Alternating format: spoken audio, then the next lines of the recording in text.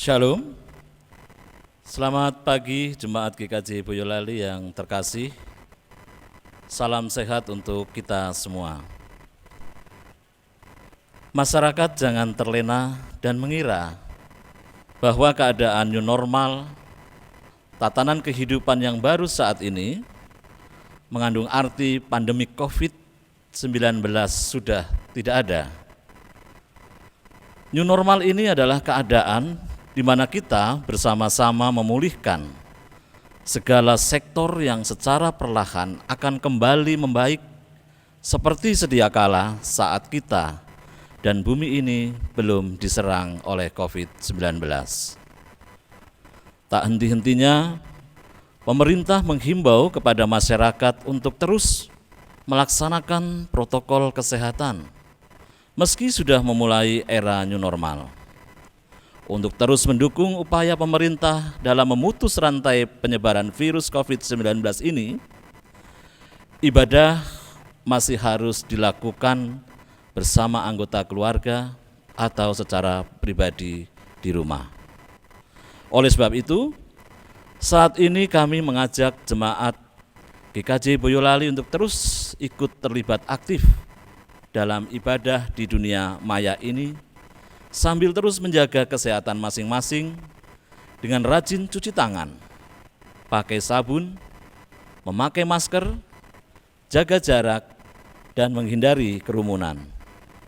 Jemaat yang terkasih, mari kita siapkan hati dan pikiran kita untuk mengikuti peribadatan ini dengan bersaat teduh sejenak.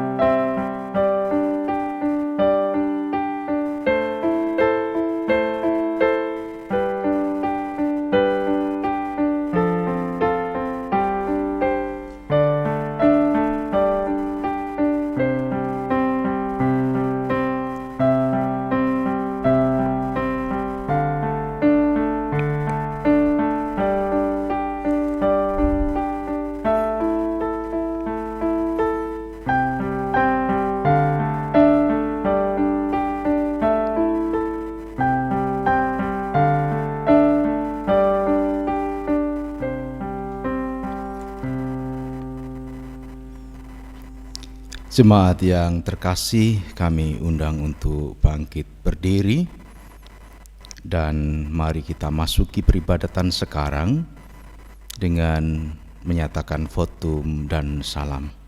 Hendaklah dalam hati kita masing-masing berucap demikian. Pertolongan kepada kita berasal dari Tuhan yang menciptakan langit dan bumi, yang kasih setianya tetap untuk selama-lamanya dan tiada pernah meninggalkan perbuatan tangannya.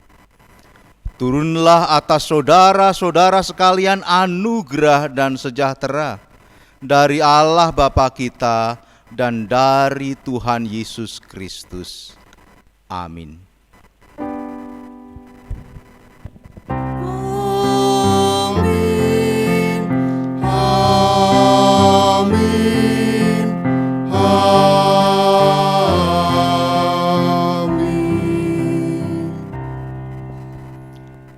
Disilahkan duduk, dan di pagi yang indah ini kita akan memuji Tuhan, menyanyikan kidung jemaat 10 bait yang pertama dan kelima. Pujilah Tuhan Sang Raja.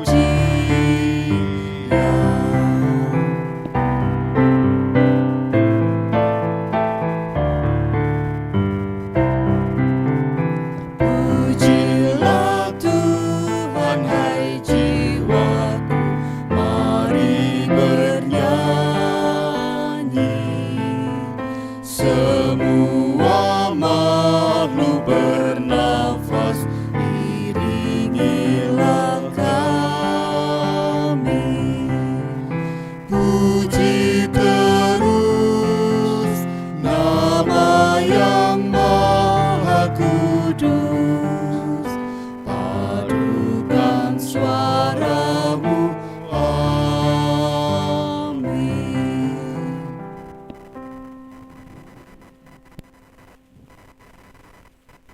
Pada kesempatan ini Bapak Ibu, marilah kita mendengarkan hukum kasih yang terambil dari kitab Matius pasal 22 ayat ke-37 hingga ke-40.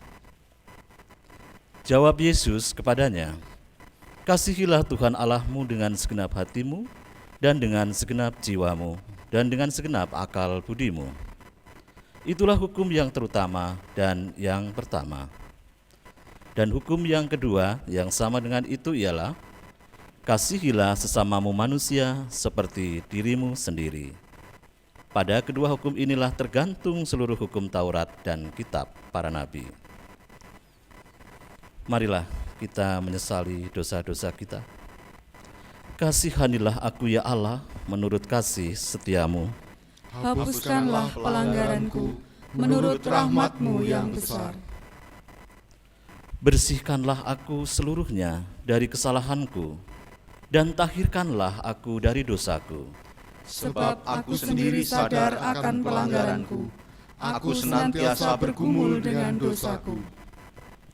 Terhadap engkau sajalah aku telah berdosa dan melakukan apa yang kau anggap jahat, supaya ternyata engkau adil dalam putusanmu, bersih dalam penghukumanmu. Sesungguhnya dalam kesalahan aku diperanakan, dalam dosa aku dikandung ibuku. Sesungguhnya engkau berkenan akan kebenaran dalam batin, dan dengan diam-diam engkau memberitahukan hikmat kepadaku. Bersihkanlah aku daripada dosaku dengan hisop, maka aku menjadi tahir. Basuhlah aku, maka aku menjadi lebih putih dari salju. Biarlah aku mendengar kegirangan dan sukacita. Biarlah tulang yang kau remukan bersorak-sorak kembali. Sembunyikanlah wajah-Mu terhadap dosaku, hapuskanlah segala kesalahanku. Jadikanlah hatiku tahir ya Allah, dan perbaharuilah batinku dengan roh yang teguh. Janganlah membuang aku dari hadapan-Mu, dan janganlah mengambil roh-Mu yang kudus daripadaku. Bangkitkanlah kembali padaku kegirangan karena selamat yang daripadamu, dan lengkapilah aku dengan roh yang rela. Maka aku akan mengajarkan jalan-Mu kepada orang-orang yang melakukan pelanggaran, supaya orang-orang berdosa berbalik kepadamu. Marilah Bapak Ibu, sebagai pernyataan penyesalan dosa-dosa kita ungkapkan penyesalan dosa itu melalui kidung pujian nomor 25, bait yang pertama dan yang keempat, Ya Allahku di Cahyamu.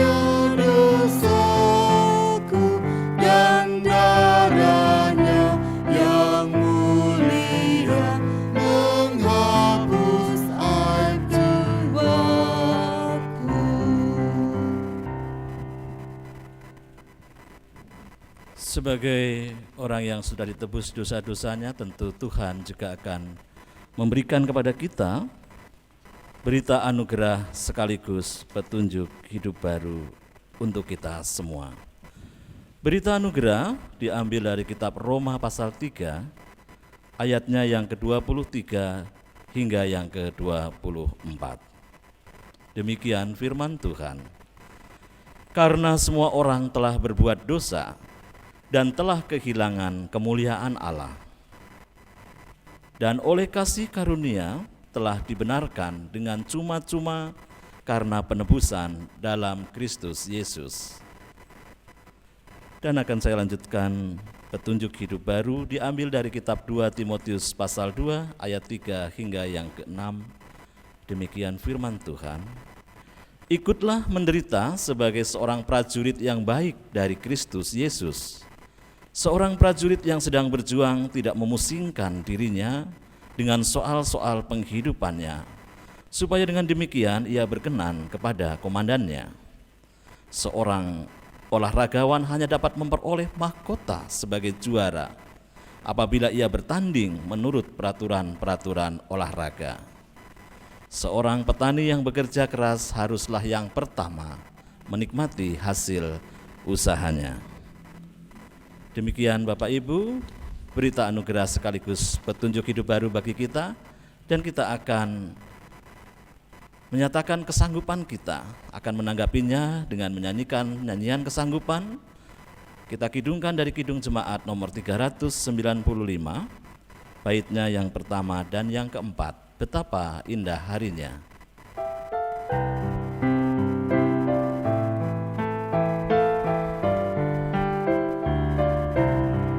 Betapa indah harinya saat ku pilih penebus.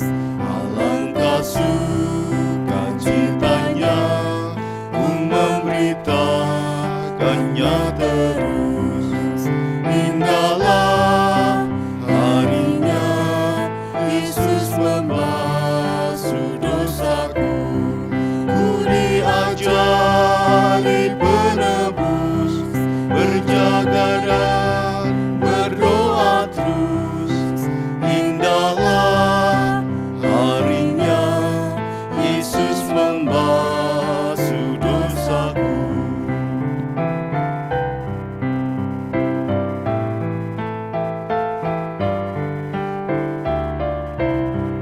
Sentosalah, hai hatiku, pelindungmu, percayalah, jangan tinggalkan Tuhanmu, sumber segala kurnia.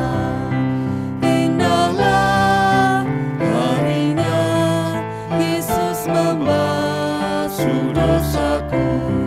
Ku diajari penebus, berjaga dan berdoa terus. Indahlah harinya Yesus membasuh dosaku.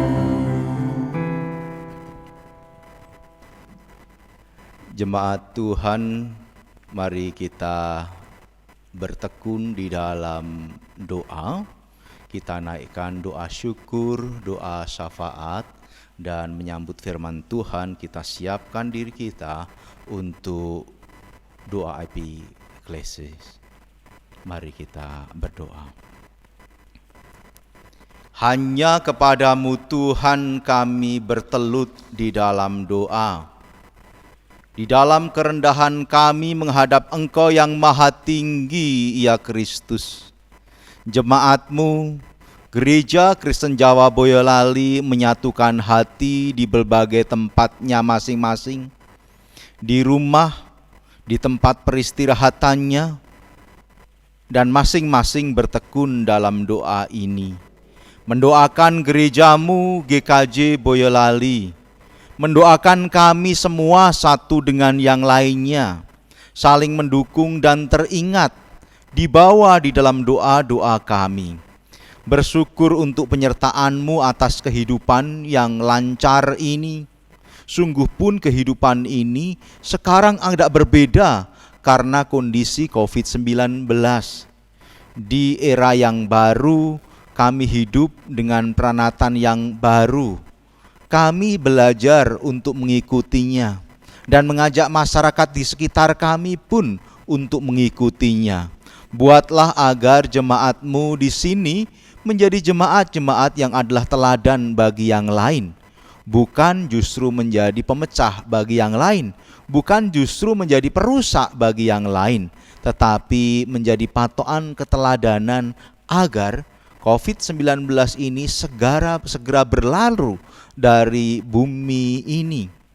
Tuhan, berikan kami kesehatan dan ketahanan, berikan kami kehati-hatian, berikan kami kemampuan untuk beradaptasi. Kami jauh secara fisik satu dengan yang lainnya, tapi dekat di dalam doa. Berdoa untuk Majelis Gereja Kristen Jawa Boyolali, pendeta, penatua, diaken. Berdoa untuk badan-badan pembantu majelis, baik itu komisi, baik itu panitia gerejawi, tim gerejawi, pengurus yang ada di kelompok dan pepantan. Semua menyatukan hati untuk dipakai oleh-Mu sebagai alat Tuhan, agar jemaat-Mu GKJ Boyolali ini menjadi semakin baik. Pun juga kami berdoa untuk seluruh warga jemaat tua dan muda. Tuhan, berkatilah kami semua dengan kemampuan untuk hidup. Dan kami berdoa untuk mereka-mereka yang saat ini sedang tidak beruntung, sedang sakit, bahkan mungkin ada di antara anggota keluarga kami baik jauh maupun dekat saat ini mungkin mengalami situasi yang tidak beruntung, positif COVID-19. Tuhan, berkatilah dengan ketabahan, berkatilah dengan kekuatan untuk menanggungnya, dan baiklah kami semua jemaat ini pun dipakai untuk terus berdoa, mendukung mereka dalam moral dan mendukung keluarganya pula. Tanpa kami mendekat, tapi kami mendukung mereka, menyatukan hati dalam penderitaan mereka. Mendoakan masyarakat ini sehingga masyarakat menjadi pulih. Terlebih-lebih Tuhan, pada saat ini gereja-Mu di sini, Gereja Kristen Jawa Boyolali, pada minggu ini, hari kemarin tanggal 18, memasuki usia yang ke-63 tahun. 18 Juli tahun 2020 ini. Kami menjadi gereja yang menjadi semakin tua, pasti ditangguhkan untuk menjadi semakin kuat, dibuat menjadi bisa hidup dan berkembang dengan berbagai macam dinamika yang ada. Berkatilah kami ya Tuhan. Apa yang sudah baik dilakukan oleh gereja-Mu di sini, akan Tuhan semakin perbaharui dan kuatkan kami untuk melakukannya. Apa-apa saja yang belum kami lakukan dalam gereja-Mu di sini, pasti Tuhan akan cukupkan pada masa-masa mendatang dan memberi kami inspirasi untuk terus melakukan pelayanan-pelayanan yang makin baik. Kami berdoa untuk kehidupan bersama kami, gereja-gereja Kristen Jawa sesinode. Kami berdoa gereja-gereja se-Indonesia, bahkan gereja-gereja sedunia, dalam pelayanan kami satu dengan yang lainnya, bergandengan tangan dengan yang beragama yang lain, bergandengan tangan dengan masyarakatnya, bergandengan tangan mendukung tugas-tugas pemerintah. Dan itu adalah bagian dari panggilan kami sebagai umat Tuhan. Begitu banyak hal yang terjadi di dunia, tidak akan menyurutkan kami semua untuk saling memberi hati dan melayani. Kami berterima kasih untuk semua hal yang telah Tuhan berikan. Berdoa untuk anak-anak kami yang kuliah, berdoa untuk anak-anak kami yang mulai sekolah dengan situasi yang baru ini, berdoa untuk seluruh pekerjaan-pekerjaan yang dilakukan oleh jemaat Tuhan. Itu akan menjadi saluran berkat bagi kehidupan berbangsa, bernegara, dan bergereja, serta berkeluarga. Tuhan, terima kasih untuk penjagaan ini. Di hari Minggu ini, kami menantikan sabda-Mu, berkat khusus ya Allah. Oleh karena itu kami merasakan karunia Roh Kudus yang hadir dalam ibadah dan semakin menguatkan kami untuk menerima sabda itu. Bersabdalah ya Tuhan, hamba-Mu siap untuk mendengarkan. Dalam Yesus Kristus kami berdoa. Amin.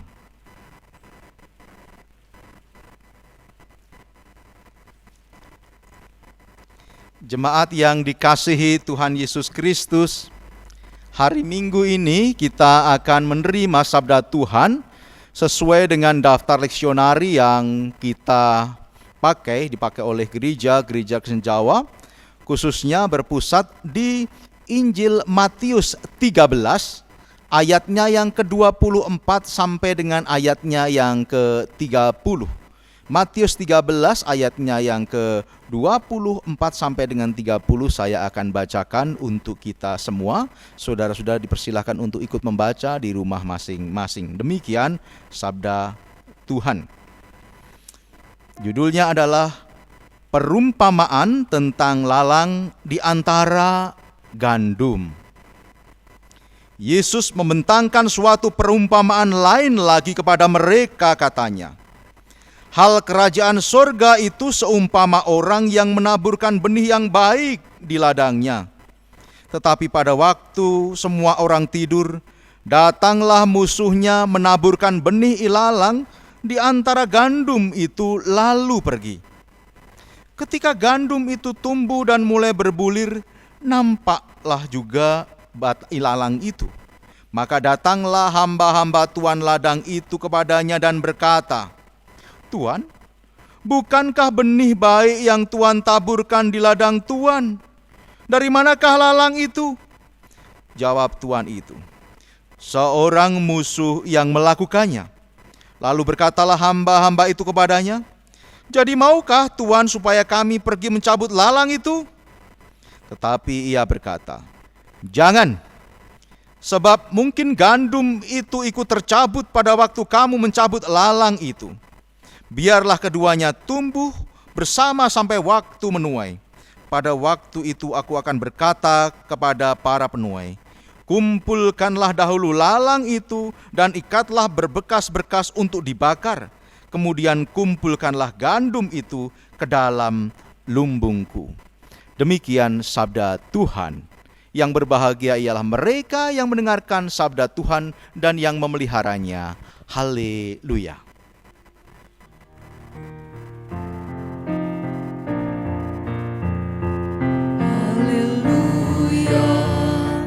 Haleluya, haleluya.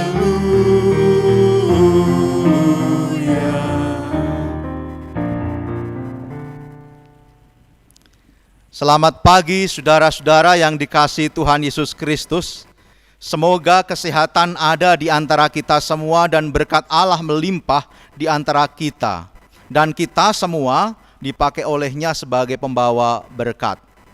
Nah, saudara yang dikasihi Tuhan Yesus Kristus, lagi-lagi saat ini kita mendengarkan sabda Kristus dan penekanan Kristus itu sesuatu yang sangat menarik bagi saya. Tuhan Yesus berbicara tentang kerajaan sorga itu seumpama apa? Kerajaan sorga itu apa? Lagi-lagi Tuhan Yesus ingin menjelaskan bahwa kerajaan sorga itu tidak jauh, tapi kerajaan sorga itu ada di depan kita, di dalam realita kehidupan kita. Yang penuh dengan liku-liku ini, yang penuh dengan dinamika kehidupan ini, yang penuh dengan suka dan duka ini, saudara-saudara.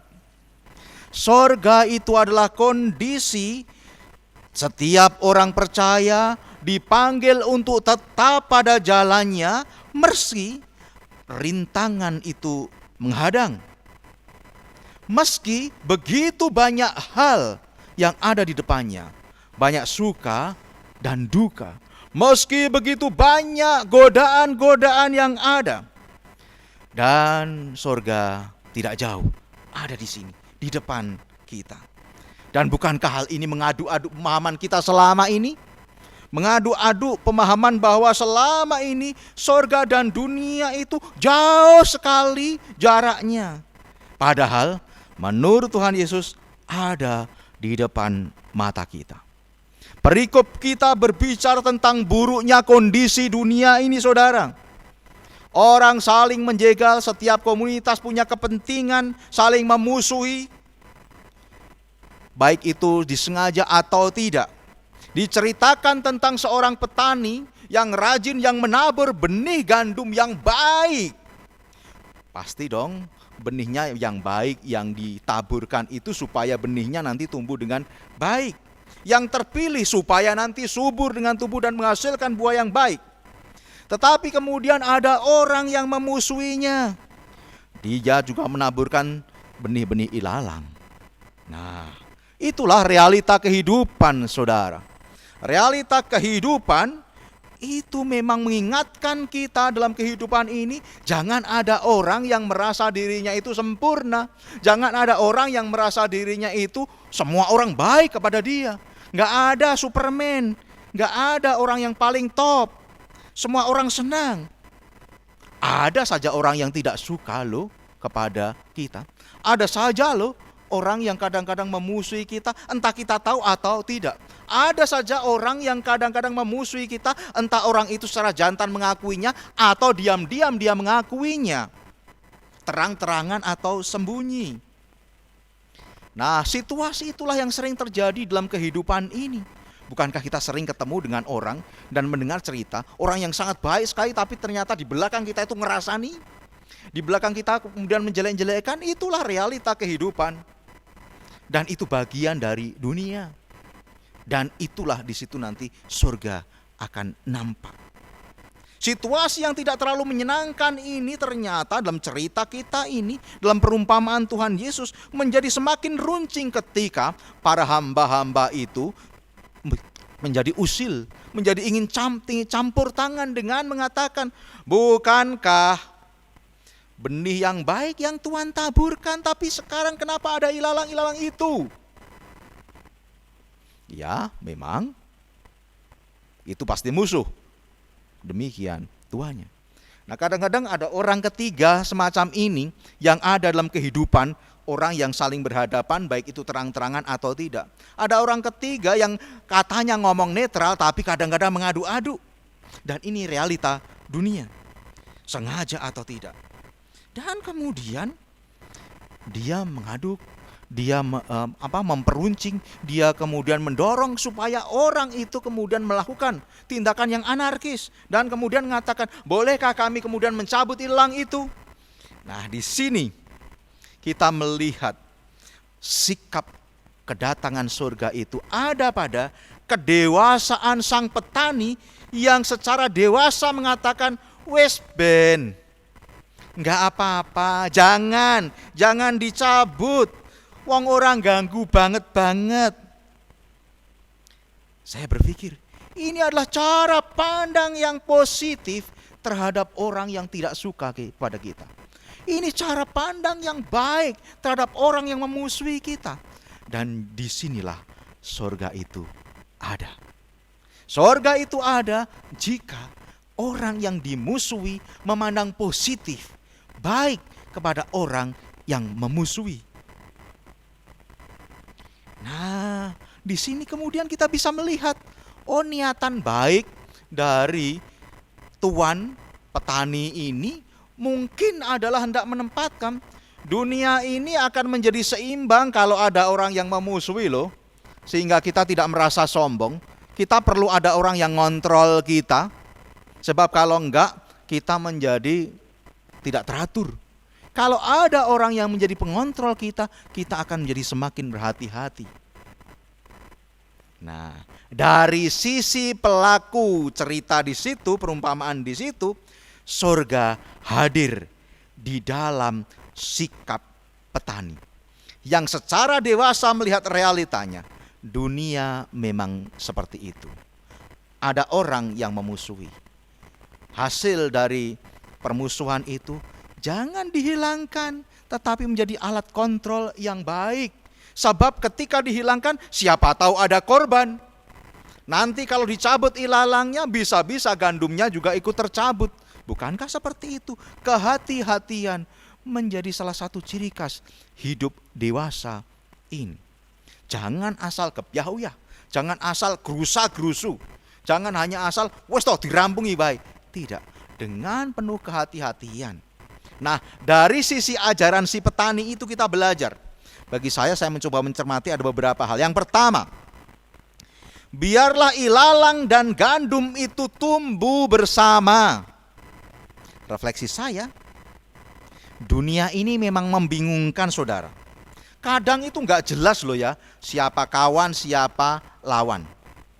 Bahkan Malcolm Brownlee itu seorang tokoh etika mengatakan, di dalam dunia ini tidak ada satu yang ansih, jelas itu hitam atau putih. Yang paling sering muncul adalah abu-abu, bercampur antara yang hitam dan yang putih, dan kemudian kita diminta untuk berhati-hati, jangan dengan cepat mencabut yang kelam itu, karena siapa tahu putihnya ikut tercabut. Oleh karena itu pilihlah secara hati-hati mana abu-abu yang paling putih. Itu beliau mengatakan demikian. Dunia ini memang membingungkan, tetapi mana ilalang dan mana gandum itu perlu kita cermati. Dan kita hidup bersama dengan mereka. Dalam situasi seperti itu, ironisnya saudara, di dunia ini banyak orang yang mengklaim dirinya secara sepihak. Aku gandum, dan kau ilalang, kau jelek, kau ilalang. Tapi siang lain jangan salah juga, si ilalang itu mengatakan tidak, akulah gandum dan kaulah sesungguhnya ilalang itu. Rebut benar, merasa paling benar itu sering terjadi di dalam kehidupan nyata ini. Bahwa akulah yang paling hebat, kamu tidak hebat, itu sering terjadi. Dan kalau sudah seperti itu maka kita akan jadi bingung, lalu gandumnya yang mana, ilalangnya yang mana. Itu masih bisa semakin membingungkan lagi ketika ada orang yang mengadu-adu di tengahnya. Enggak, kepada yang satu dia pihak, kamu gandum, dia ilalang. Kepada satunya dia bilang, justru kamulah ya gandumnya, dia ilalangnya. Padahal siapa tahu dua-dua gandum, ilalangnya justru yang ada di tengah itu. Itu situasi yang sering terjadi dan itulah realita. Oleh karena itu Tuhan itu mengatakan biarlah mereka tumbuh bersama. Artinya Tuhan ini mengatakan proses menjadi penting. Kehidupan bersorga itu adalah dalam proses untuk berhati-hati, proses untuk bergaul, proses untuk semakin melihat, proses untuk bagaimana berkomunikasi sebaik-baiknya, proses bagaimana melihat yang lain itu secara positif. Mungkin ada jeleknya, tetapi secara positif pula. Biarlah tumbuh bersama untuk membuktikan jati diri masing-masing. Saudara-saudara, kalau kita googling gambar antara ilalang muda dan gandum muda itu hampir sama. Susah untuk dibedakan kalau di sana itu. Tapi kita juga bisa melihat kadang-kadang di era yang menjadi semakin modern ini, banyak orang yang kreatif ini, apa yang dikatakan Tuhan tadi ada benarnya juga loh. Sekarang ini di belahan bumi yang lain atau barangkali bumi kita ini, ilalang itu bunganya juga dipakai untuk hiasan kadang-kadang. Artinya ada sisi positif dari yang lalang itu. Petani ini kemudian mengatakan, semakin lama menjadi semakin jelas kok bentuknya. Bukankah kehidupan ini akan menjadi jelas ketika kita berproses. Panggilannya adalah, yuk setia kepada kehidupan ini. Yuk setia kepada apa yang sedang kita hadapi. Yuk setia kepada situasi seberat apapun di dalam situasi yang sedang kita hadapi ini. Nanti makin lama akan menjadi semakin jelas apa yang menjadi kehendak Tuhan. Mana ilalang dan mana gandum. Poin yang kedua. Ternyata ada ajaran untuk memanggil setiap orang mawas diri. Positive thinking terhadap orang yang lain meskipun beda, meskipun memusuhi, kita positif kepada mereka. Sisi yang lain itu juga perlu untuk berefleksi diri. Jangan-jangan aku ini ilalang loh ya, bukan gandum loh ya. Jangan-jangan begitu. Jangan-jangan yang jadi pengacaunya ini aku, bukan dia. Harus ada keberanian untuk begitu. Itulah proses. Saya jadi teringat dengan ajaran pokok-pokok ajaran gereja kita, GKJ. Dalam dunia ini ada dualitas. Kita diajak untuk gak usah hidup dalam dualisme. Kadang-kadang sisi hitam, kadang-kadang putih dan sebagainya. Dan kemudian menjadikan orang itu menjadi munafik. Bermuka putih, tapi hatinya hitam. Kadang-kadang begitu. Bukankah itu menjadi penyakit kita semua kadang-kadang? Pokok-pokok ajaran gereja kita mengatakan, dunia ini dualitas. Dua hal itu ada di depan kita, yuk kita hadapi bersama supaya menjadi jelas. Jangan bersifat dualisme. Satu dilihat dan kemudian membalik ke sana dan kemudian sisi yang lain. Tetapi mari kita hadapi bersama, di depan kita semua itu satu hitam, satu putih. Satu gandum, satu lalang. Sehingga ketika kita ngadepi menjadi jelas mana yang akan kita lihat. Jadi realitanya memang seperti itu.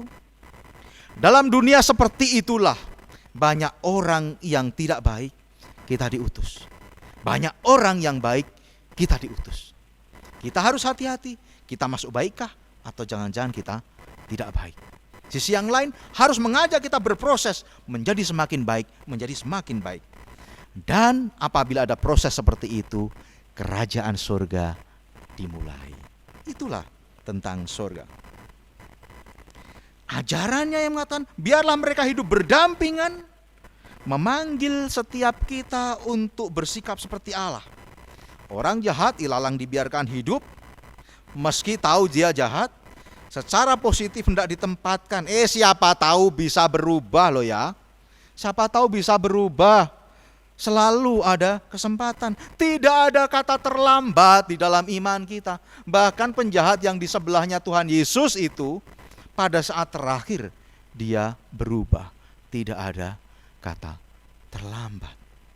Dan itu setia pada proses. Poin yang ketiga, kesempatan. Panggilan untuk hidup bersama, jangan dicabut, itu adalah kesempatan untuk hidup bersama, sekaligus tugas dari setiap orang untuk menjadi pupuk kebaikan bagi yang ilalang. Jangan lari. Meskipun kita barangkali mengklaim kita gandum, tapi jangan lari bahwa ilalang itu juga perlu kita pengaruhi supaya makin lama menjadi ilalang yang minimal baik. Syukur bisa berubah menjadi gandum. Jadi saya ingat bahwa dewasa ini ilalang tadi kadang-kadang juga menjadi tanaman hias. Artinya bisa dipupuk. Ojo kualik. Justru kemudian gandumnya yang tidak berfungsi bahkan kemudian jadi ilalang. Keberanian untuk tetap jejak dan menjadi berkat bagi yang lain, menjadi pupuk bagi yang lain, itu penting. Dan inilah panggilan identitas kita. Yang berikutnya kesempatan belajar untuk hidup lurus. Belajar bertahan dalam berbagai macam godaan. Dan godaan itu selalu ada, saudara, di tengah-tengah kita. Nah, inilah yang dimaksud oleh Rasul Paulus ketika sudah saatnya orang-orang yang dewasa makanannya makanan yang keras. Jangan makanan-makanan yang lunak saja. Kita harus siap bahwa kehidupan ini tidak seindah yang kadang-kadang kita pikirkan. Itulah kesempatan untuk membuktikan diri. Ketika kita tidak lari dari kesempatan dan menggunakan kesempatan dengan sebaik-baiknya, hidup ini adalah kesempatan. Itulah sorga. Sorga itu adalah begini. Nah tadi itu umpama sampai dengan kesempatan. Refleksi bagi kita semua. Siapakah kita ini saudara-saudara? Ilalangkah atau gandumkah? Itu tugas kita masing-masing untuk menempatkan diri. Atau justru kita ini dua-duanya. Setiap orang berpotensi untuk jadi gandum dan potensi untuk jadi ilalang. Dunia ini banyak orang yang suka ela-elu, sangat mudah terpengaruh, kehilangan identitas diri karena berbagai macam godaan. Ngalor, wong dong idol, melu ngidol. Orang dong ngrasani, melu ngrasani. Ketika kemudian tidak terbukti, kemudian ikut ngrasani yang ngrasani tadi. Itu hal yang biasa di dalam kehidupan ini. Raceto kehidupan ini. Menjadi orang Kristen yang punya identitas adalah orang Kristen yang ceto, bukan orang Kristen yang ora ceto. Siapapun bisa mengatakan aku ini sempurna, Superman. Tetapi gak ada loh yang begitu itu.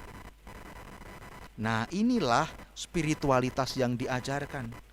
Aku orang yang tidak sempurna. Apa hakku untuk menolak orang lain? Jadi spiritualitas tentang ilalang dan gandum itu hendak mengajak kita berpikir untuk ngaku, aku memang tidak sempurna. Barangkali aku gandum, tapi bisa juga aku ilalang. Atau aku gandum yang terpengaruh oleh ilalang. Itulah yang terjadi. Komunitas gereja kita ini adalah gereja yang hidup dalam situasi yang seperti itu di tengah-tengah dunia. Di KJ Boyolali, 63 tahun umurmu. Gereja kita jadi ilalang atau gandum kah di tengah-tengah dunia ini? Jangan-jangan kita ini ilalang di tengah masyarakat. Atau jangan-jangan kita gandum. Tetapi yang penting bagi kita semua adalah jangan lari dari situasi seperti itu. Hei GKJ Boyolali, dimanapun Anda berada. Mari kita berproses dalam situasi yang memang tidak bisa kita pilih itu. Jikalau kita gandum dan kita harus jadi gandum, maka hiduplah dengan ilalang-ilalang itu untuk mempengaruhi mereka. Siapa tahu mereka menjadi bunga hias yang baik. Jikalau ternyata kita ini ilalang, maka kita harus berproses untuk menjadi semakin baik pula. Di gereja itu kadang-kadang ternyata sering jatuh dalam situasi yang berat. Wong salah semakin disalah-salahke. Wong dosa semakin dosa-dosake, dijauhi. Nah, ini kan berarti menjauhi tentang jangan dicabut, hiduplah bersama. Dan itu bukan urusan kita, itulah urusan petani yang sesungguhnya. Tuhan itu mengatakan, nanti pada saatnya ketika sudah musim menuai tiba, aku akan menyuruh untuk mengumpulkan ilalang jadi satu dan dibakar, dan gandum jadi satu untuk dituai. Mari kita terus berjuang dalam proses kehidupan ini untuk menjadi gandum yang baik. Untuk hidup di tengah-tengah godaan, tanpa lari dan terus-menerus sebagai pembawa berkat. Jadilah gandum yang baik. Jadilah pembawa terang yang baik meskipun berat. Tuhan memberkati. Amin. Saat teduh bagi kita.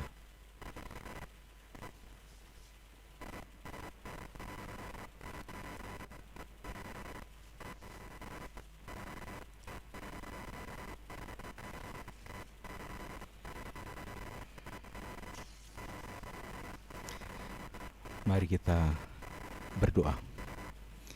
Bapa kami yang ada di sorga, dikuduskanlah namamu. Datanglah kerajaan-Mu. Jadilah kehendak-Mu di bumi seperti di sorga. Berikanlah kami pada hari ini makanan kami yang secukupnya, dan ampunilah kami akan kesalahan kami, seperti kami juga mengampuni orang yang bersalah kepada kami. Dan janganlah membawa kami ke dalam pencobaan, tetapi lepaskanlah kami daripada yang jahat. Karena Engkaulah yang punya kerajaan dan kuasa dan kemuliaan sampai selama-lamanya. Amin. Jemaat, kami mohon untuk bangkit berdiri. Bersama umat Tuhan di sepanjang abad dan tempat, marilah kita mengucapkan pengakuan iman kita menurut pengakuan iman rasuli. Aku percaya kepada Allah Bapa yang Maha Kuasa, Khalid langit dan bumi, dan kepada Yesus Kristus anaknya yang tunggal, Tuhan kita, yang dikandung daripada Roh Kudus, lahir dari anak darah Maria, yang menderita di bawah pemerintahan Pontius Pilatus, disalibkan, mati dan dikuburkan, turun ke dalam kerajaan maut. Pada hari yang ketiga bangkit pula dari antara orang mati, naik ke surga, duduk di sebelah kanan Allah Bapa yang Maha Kuasa, dan akan datang dari sana untuk menghakimi orang yang hidup dan yang mati.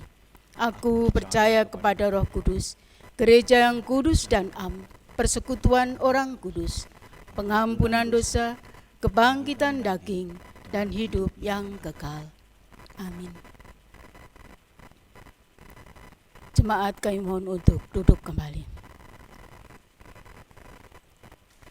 Jemaat yang dikasihi Tuhan, marilah bersama kita datang kepada Tuhan dengan membawa persembahan.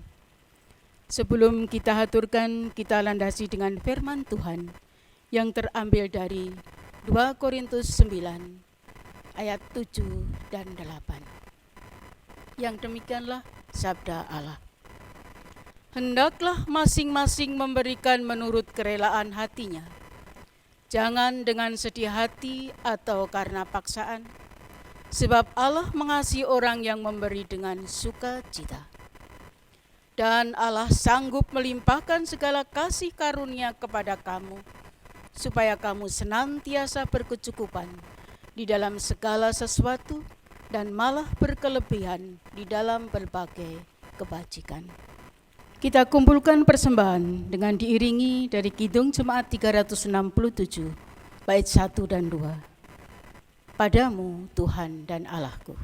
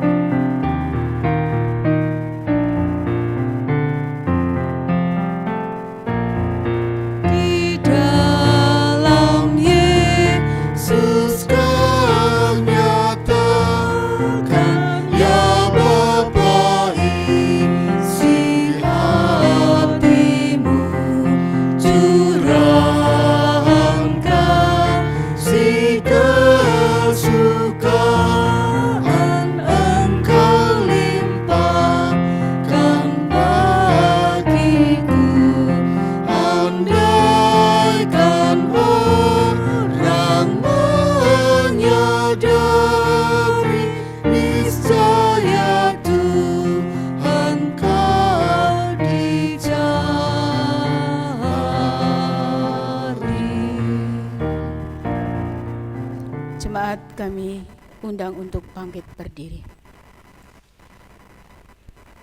Marilah kita berdoa. Tuhan Bapa yang di surga, terpujilah nama-Mu sekarang sampai selama-lamanya. Syukur selalu kami aturkan kepadamu ya Allah, atas segala berkat yang selalu Engkau curahkan di dalam kehidupan kami. Saat ini kami datang kepadamu ya Allah, dengan membawa persembahan yang kami ambilkan dari sebagian berkat yang kami terima darimu. Sucikan dan kuduskan persembahan ini. Dan kiranya Engkau memberikan hikmat dan akal budi kepada saudara kami yang mengelola persembahan ini. Supaya apa yang dilakukan hanya untuk kemuliaan nama-Mu saja. Apabila di dalam kami mengaturkan persembahan ini terselip dosa dan kesalahan, kami mohon pengampunan yang dari Engkau. Di dalam nama Tuhan Yesus kami berdoa dan mengucap syukur. Amin.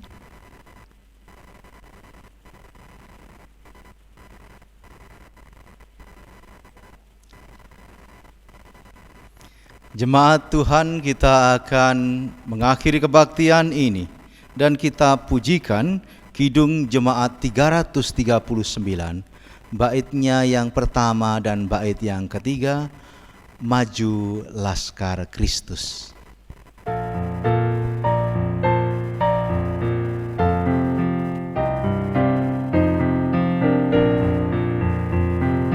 Maju Laskar Kristus, lawan kuasa gelap. Ikut salib Yesus, sungguh dan tetap. Rajamu sendiri, jalan di depan. Majulah iringi panji cemerlang. Maju laskar Kristus, lawan kuasa gelap. Ikut salib Yesus, sungguh dan tetap.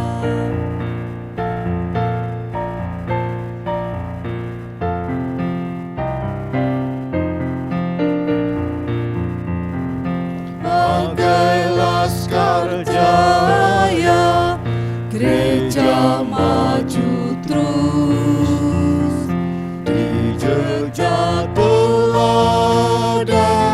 saksi yang kudus, kita satu tubuh yang kudus dan am, satu pengharapan, satu pun iman. Maju laskar Kristus, lawan kuasa gelap. Ikut salib Yesus, sungguh dan tetap. Jemaat yang dikasihi Tuhan, di penghujung ibadah ini kita akan menerima pengutusan dan berkat. Kembalilah pada kehidupan kita masing-masing, dan ingatlah kita diutus oleh Tuhan dimanapun kita berada, dalam kondisi apapun, dan tetap jadilah gandum yang baik. Arahkan hatimu kepada Tuhan dan persiapkan dirimu untuk menerima berkat-Nya.